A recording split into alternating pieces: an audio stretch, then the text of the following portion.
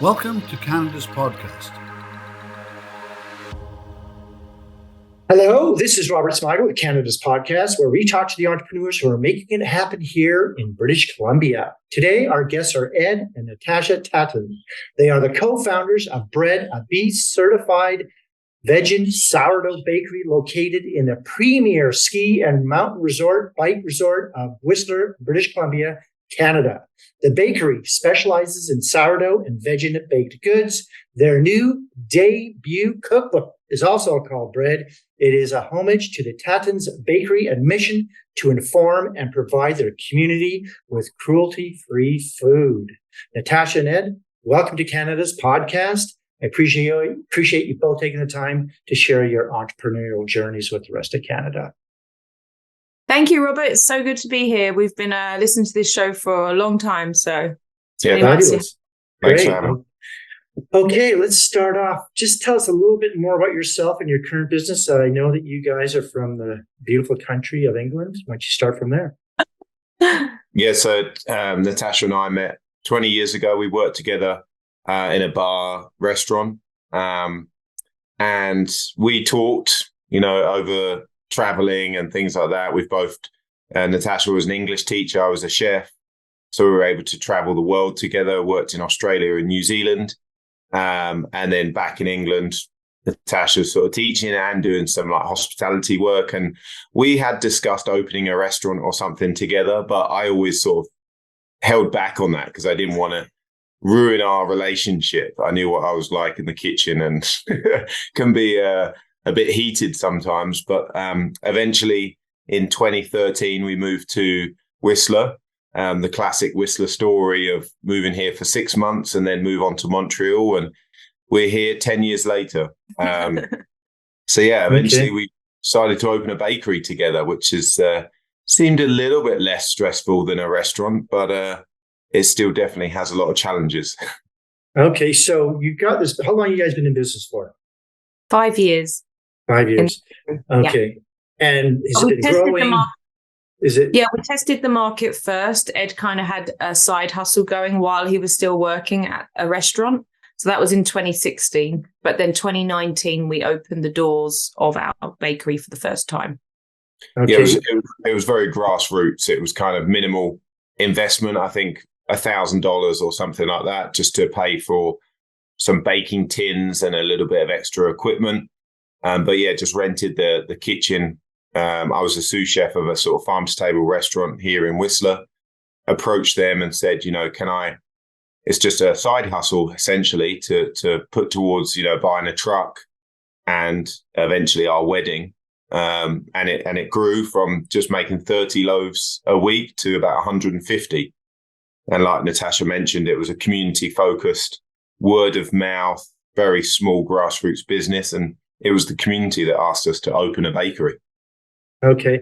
Now, you've got a book out now. Is that from some of the learnings and some of the things that you've, I guess, done over the recipes and so forth you've done over the last few years, and you published it? Is that right? Yes. Yeah. It's our life story through baking, somebody said the other day, and they're right. It's got lots of old British classics, but then it's got some North American inspired foods and things that we've done at the bakery. In fact, all of our recipes that we've done at the bakery, lots more that people haven't seen from us before as well. Okay. Now, you both mentioned you worked and met in a restaurant. What job experience has helped you most for both of you to adapt and change and grow as an entrepreneur? What have you learned from those experiences that you could bring over to entrepreneurship?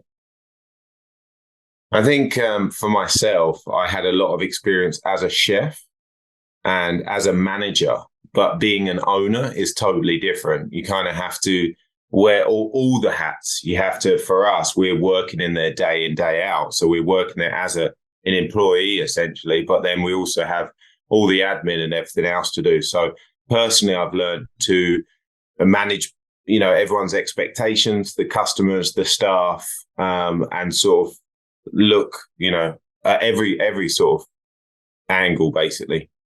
Okay. Let's talk a little bit about your industry. I want you to give me a key piece of knowledge or information about your industry that you could share that the general public may not know about? Could be Sure. BReD, starting a bakery. What's that look like? Could you tell us? Well, one fact that we discovered quite early on that's quite shocking is that the industry standard in cafes and bakeries for food waste is about 30%. So it's considered good business sense to make 30% more than you need to sell each day and throw it away. And you incorporate that food waste into your costs. However, we are environmentalists and we hate the fact that it's considered normal and acceptable to throw 30% of your food away when about 30% of the world are food insecure. So that's something about our industry that a lot of people don't know. And we see other establishments get rave reviews because people go there in the evening at 5-6 o'clock when they're about to close and they say, oh, it was so great. I had such a great selection. But what you need to be thinking if it's a bakery is, okay, so what are they going to do with that food? Are they going to sell it the next day old? Are they going to price it down because it's not freshly baked now? Or are they going to throw it away? And if they're throwing it away, are you comfortable with that? And for us, we are striving to change this. And we're very much focused on being zero food waste in our bakery. And so if you come to us just before we're about to close, hopefully we've sold out of everything by then. And most of our customers know that and have learned to come in the morning or order online. We have an online ordering system so people can order and pick up in the afternoon. So we're not sold out of whatever they want. And it's changing those habits of people, the convenience culture, and educating them on why we sell out every day. So that's something about our industry that most people wouldn't know. Okay. What advice would you give to someone starting out as an entrepreneur? Knowing what you know now, you've kind of been doing this for a while. And if you were to sit down and have a cup of coffee with someone who said, I want to start my own business, whatever that would be, what are some key things that you might bring up and say, hey, here's some things to look out for, or some areas, strength areas, or what would you pass on to them? We were, I think, fortunate in the fact that we had a lot of investment ourselves. We sold our house in the UK. We 100% believed in what we were doing. We're a vegan company, so we're very mission driven. So first of all, we really believed in it, but we weren't naive. Just because we believe in it, you need to do your market research. And because we needed to borrow some extra financials, we went to a community-based lender and had to write, a quite extensive business plan. And in that business plan, you have to look at your competitors. So I think it's looking at the strengths and weaknesses of your competitors, looking at, is there a gap in the market there? When are they busy? When are they open throughout the year? So I think it's really important to do your research and make sure, there's a gap in the market. But firstly, I think make sure you're personally invested in it, because it's not easy going into business and being an entrepreneur. So if you're not passionate about what you're going to do, it probably won't last, because, you need that drive to sort of put in the extra hours every day. Okay. Let's talk a little bit about the location where you are, being in British Columbia, and particularly Whistler, a beautiful place to live. What is the long-term vision of your company? You've got this book, you've got the successful bakery. Do you see your company expanding into other areas in BC or Canada, or do you just want to stay in Whistler? We do love Whistler. The community here have always supported us, and we have great relationships with our local clientele. And that extends even to Vancouver. We have a lot of semi-locals that come up at the weekends. They have holiday homes. Even down to Washington and Seattle, we have a lot of familiar faces that come up throughout the year. So we love having that community. I feel like franchising or having a chain company doesn't really work for us because there's so much craft involved. It's difficult to roll out lots of these types of concepts for what we've created. It's quite special and more of a destination bakery, I would say, to come and see Ed and Natasha working in their bakery. We can't be everywhere all the time. So for us, the book that we've written is more of continuing our legacy and putting it out there so other people can be inspired to bake our recipes at home, or to even open up their own bakeries wherever they are in the country or even internationally, because the book is available worldwide. So we just want to share it with everybody and encourage everybody to bake more plant-based. Okay. Now I want to talk about doing business and opening up a business in BC. I want you to give me some of the benefits about starting a company in British Columbia, particular Whistler, but also some of the challenges that you guys have had to overcome over the years. And what were some of the things that you did that kind of broke through and were able to achieve success? I think one of the benefits to having a business in BC, and specifically a sort of vegan plant-based business, is it's proven, there's a lot of people that are interested in that sort of diet here in British Columbia. It's very much like California. We're on the West Coast. People are definitely open-minded about that sort of thing. Healthy living. We all know sort of, reducing the amount of animal products that we have in our diet is only a good thing for our health, for the environment, and for the animals. So I feel like, first of all, that is a great place to be for that. Just because our clientele is going to be, on the same sort of wavelength as us. But again, it does come with challenges. We hit year one and the pandemic hit. So we've had those challenges as a small new business that we managed to overcome. And like Natasha mentioned earlier, we had the website. But BC specifically has one of the highest rates of, costs of living. Mm-hmm. And what you'll see here is that the minimum wage and the living wage are higher here than in other provinces. And we have to therefore price our products, especially in a ski resort like Whistler. There isn't a whole lot of land available for building housing or for commercial retail. So the actual rents here are very expensive to live and to run your business in. And therefore, you have to be very competitive with what you offer your staff. You have to have good benefits in place. You can't expect people to come to Whistler and earn the minimum wage, which at the moment is around $16, $17. You have, in Whistler, our minimum wage is set basically by Whistler Blackcomb Ski Resort, which is at the moment $20. And that's seen as the minimum. So when you look at a minimum wage, it doesn't matter what the rest of BC's doing. It's what are they doing in Whistler? It's higher than in other places. And that's quite a challenge because as a small business, labor cost is huge in a food and beverage business as well. And so sometimes you have to charge the customer more. And at the same time, food and beverage operators, they don't feel comfortable asking people to pay more, especially something like bread that's such a staple of the Canadian diet. It doesn't seem like it should be something that's expensive. It should be accessible to people. So there's a lot of challenges there with pricing your products correctly so as not to upset the customers, make it affordable for them, whilst also making living here affordable for your staff. Yeah. Canada gets a lot of immigration. A lot of people come from other countries to start businesses, much like you guys have done. Knowing what you know now, what would you do differently if you were to, say, move from England, you landed here today? What were some of the things that you've learned that you could say, you know what, we would do this differently, or we would do it the way it is and not change a thing? Is there anything that you might adjust in the last few years that you could pass on to other entrepreneurs looking to come to Canada?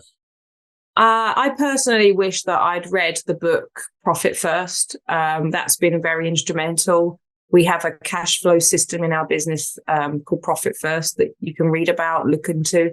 And it's been very helpful for us managing our finances and making sure we're profitable and successful. And during the pandemic, we did go into the BReD. And that was when I really started to delve into this other Profit First strategy.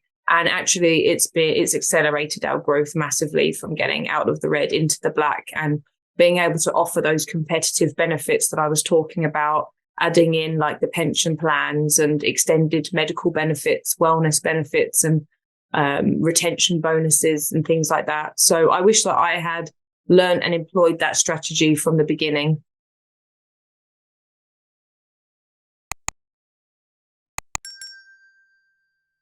Where do you see the business in 5 years? Do you want to franchise it out? Do you just want to kind of just focus where you are? Do you want to write more books? Where do you see the more profit or expansion going?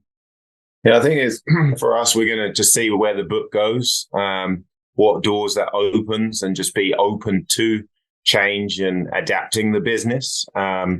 we've definitely focused on staying in Whistler for the next few years, at least. We have another 3 years on our lease. So we'd like to see where that goes. Potentially, we could move to Vancouver or stay where we are and write a second book. But we're definitely open to, we don't want to plan too far in the future because things sometimes can be out of your control and you just have to sort of ride the wave a little bit.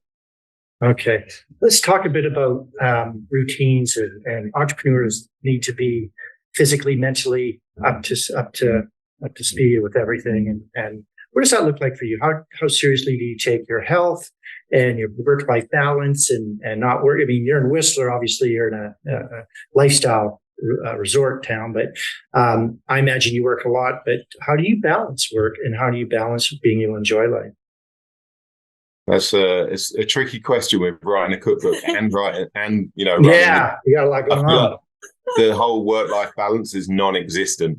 But like I said earlier, you have to enjoy what you do because otherwise you would feel burnt out. For example, today we're sort of talking to you on supposedly a day off, but it's promotion. It's bringing people to our business and investing in not just our business but ourselves. But I think having a daily routine is really important. So either that's going for a run or going to the gym, doing yoga, looking after yourself, your body, mentally and physically, because otherwise you would burn out. And so it's trying to find that balance whenever you can and take those opportunities. Okay. Any online tools or offline tools? Do you ever use anything, in your company that has helped you greatly as far as could be online tools, Google Docs, could be anything that has helped, an iPad, anything that you use on a daily basis that you could recommend to other entrepreneurs who are in your shoes? We have quite a few different applications. Like we have, the standard bookkeeping, QuickBooks, and then we have other apps that integrate into that. We use Buddy Punch. It's an app for clocking in and out. And it just makes payroll so much more efficient when the staff have control of that. That's really helpful for us. When we first started, we didn't have the app and it was quite time consuming. Oh God, I've got to do payroll. Now payroll's like a 2-minute process for me. It's so much more efficient. And I mentioned the profit first strategy as well. So I have a spreadsheet and lots of different bank accounts that are for different purposes. So one of our bank accounts is income. And then from the income account, all the revenue gets deposited in there. And then twice a month, we redistribute it into other accounts that are sort of different buckets for different things. For example, because we're B Corp-certified, we donate 1% of our revenue to animal and environmental causes. So twice a month, we take out 1% of our revenue and it goes into that account. And then we have a certain percentage that we put into our payroll account, into our owner's pay account, and another account for all our taxes. And so having those accounts helps us manage our cash flow. That's what I mentioned earlier has been one of the most useful tools for us.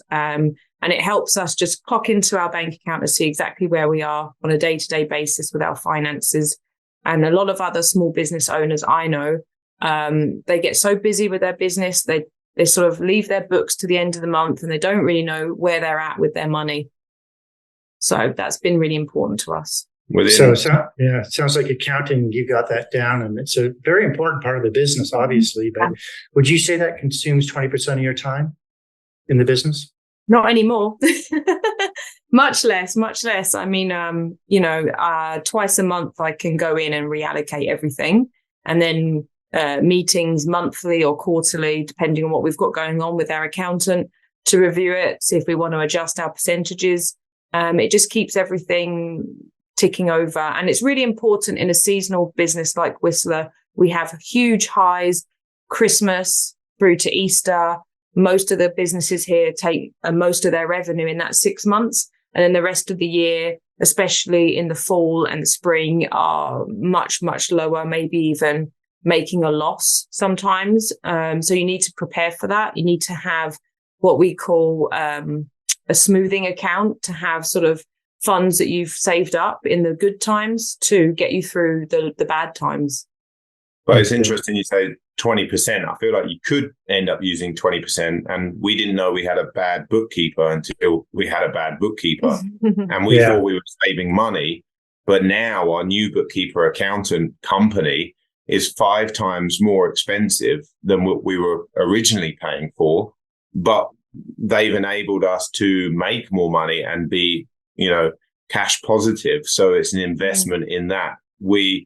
It's better for us to use our time in the skills that we have running the bakery and let the accountants and the bookkeeper, they're specialists within this, their field. So I feel like it seems like a lot of money at first, but it's a real investment in our business and definitely worth that extra money. It sounds like you guys have adopted the philosophy of working on your business, not in your business. In a lot of ways? Yeah, in a lot of ways, totally. I mean, there's still a lot of skill set within. Natasha is definitely the front of house manager. I'm definitely the head baker. But I think outside of those roles, we definitely sort of ask for people that can help us. Yeah. And it pays the extra money, like you said, for the accounting, and it pays for itself in the long run. Yeah, exactly. But Robert, when we opened, we had a lot of naysayers telling us that we weren't going to make it. We went into Creekside, the original village in Whistler, and it was a bit of a ghost town. It hadn't really been occupied for the last 10 years. There were lots of empty units. But we took a chance on it because we saw that we had a community following that were already invested in what we were doing. And we felt that we could bring people to this once lonely trail, bring them back, which we have done. But in the first year, we had a lot of people telling us nothing works in Creekside. And then at the same point, you always hear food and beverage operators don't last more than 3 years, and so much negativity. And the only way that you can really get through all that is to have a good handle on your finances. And that's why it's really important for us. So, okay. We want to get to know both of you a little bit better. So we're going to have some questions that are a little bit on the fun side. If you weren't doing what you do now, what would you like to do for a profession? I mean, I love photography. I really enjoy it. I run the social media part of our business because I'm the one making the stuff. So I have really enjoyed taking photos, and now it's sort of moving more towards video content, something maybe in that field, something definitely still within food because I've done it since I was 13. But yeah, food photography or video or something like that, something definitely creative. Natasha? I'm quite interested in writing. I have a background as an English teacher. I'm really grateful I had that career. It gave me a lot of transferable skills into running a business. But maybe as I get more to retirement age in the future, I'd like to take up more creative writing. One thing I would like, a concept I've had floating around is writing a children's book called Oh No, What's Wrong with the Sourdough? Because there's so many little things that can go wrong when you're making or baking, and baking bread especially, that I thought would be kind of fun to have a children's book.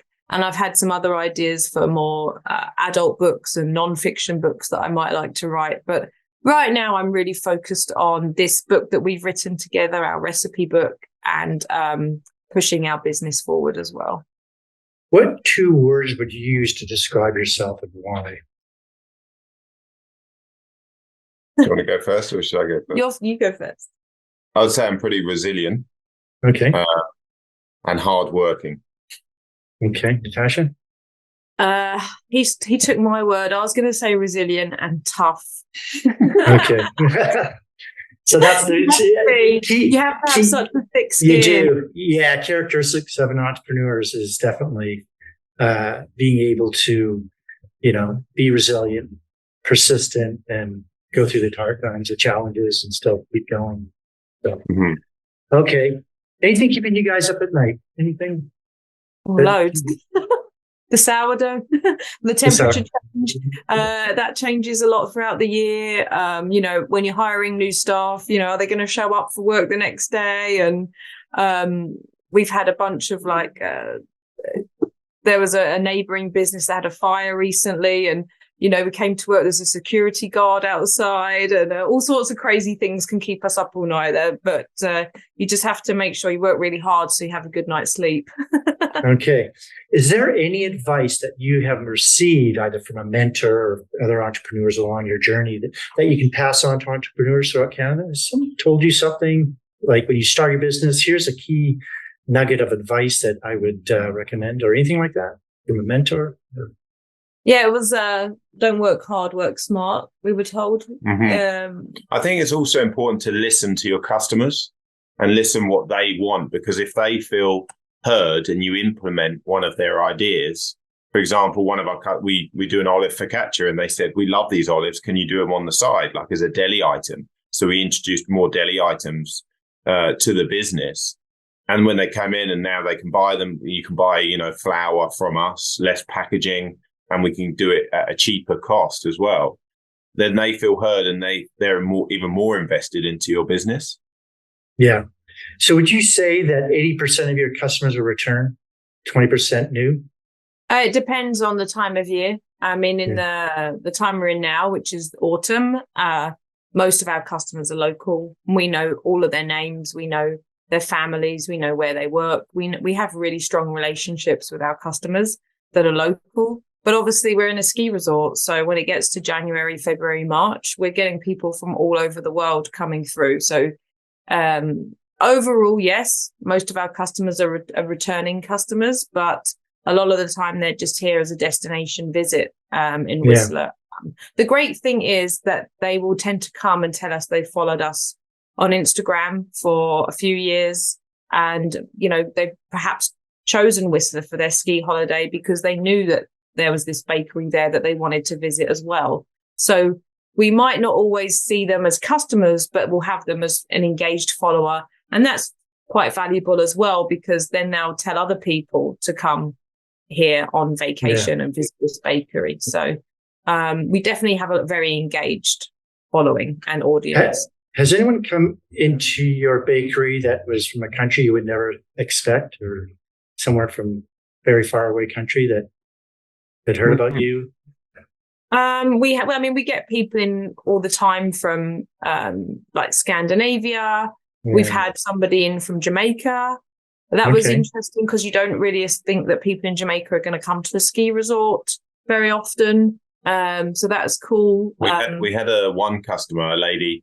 We get quite a few people from Hong Kong, but she actually bought in a suitcase, like a check-in small suitcase, and bought 8 loaves of bread. Was flying out that afternoon to take these 8 loaves back to Hong Kong to give to friends, which I thought was kind of cool, that she was literally had this suitcase just to fill with loaves of bread. Yeah, too bad you guys couldn't get into the international market. Yeah, totally. Well, that's kind of our USP, is that when you buy a loaf of bread, it's still warm from the oven. Yeah, exactly. Like, we don't bake through the night. When you get a fresh loaf of bread, sometimes it's so warm we have to tell people to wait 20 minutes to cut it. You don't always think they're going to listen to, but at least if you've sort of given them that advice. So it wouldn't really work, and we try not to, we're plastic free with our packaging, but we did have a gentleman ask, he messaged me through Instagram and asked if I could send him a dozen cinnamon buns to Miami. But he said, I sort of said that it wasn't possible, but he'd make a trip back at some point. I just thought of one. We had a lady in last week who was very, very excited to tell us that she was from Iran, and her brother, who was in Iran, had been following us and had told her while she was in Vancouver or something, she had to go to Whistler and visit our bakery. And she really wanted to tell us this, and she took loads of photos to show him. So Iran is probably the most unusual one. Yeah. Okay, we're going to wrap things up. How can our listeners get hold of you? Is there anything you'd like to add before you leave us today? Oh, thank you for asking, Robert. So we do have a website, edsbred.com. That's edsbred.com. And on there, you can find our social links to our Instagram, eds_bread, and more information about our sourdough and vegan baking cookbook that's released November 7th. So there's lots of information on there all about us and what we do. The website's probably the best place. Any advice, lasting advice for any entrepreneurs out there? Motivation, something to say, hope? keep going? I think we need more, small entrepreneurs building like small businesses, especially within BC, and not let these huge, corporate giants take over. For us, it's, a childhood dream really for me to have a small business. Like high streets in England are dying out, unfortunately. So I feel like the more new entrepreneurs, if you've got an idea, don't have any regrets. Give it a go. At least research it and see what the possibilities could be. Don't and do your homework. Sounds like you guys did your homework, which was probably, but gave you your longevity. Would you say that? Totally. Yeah, I think. And if you do your homework and you have to go a slightly different way, then maybe it will direct you into a more positive direction. Yeah. Okay. Natasha, Ed, we're going to wrap things up. Thank you very much for coming on the show today. We appreciate your time, and we'll see you again next time. Thanks so much, Robert. Thank you.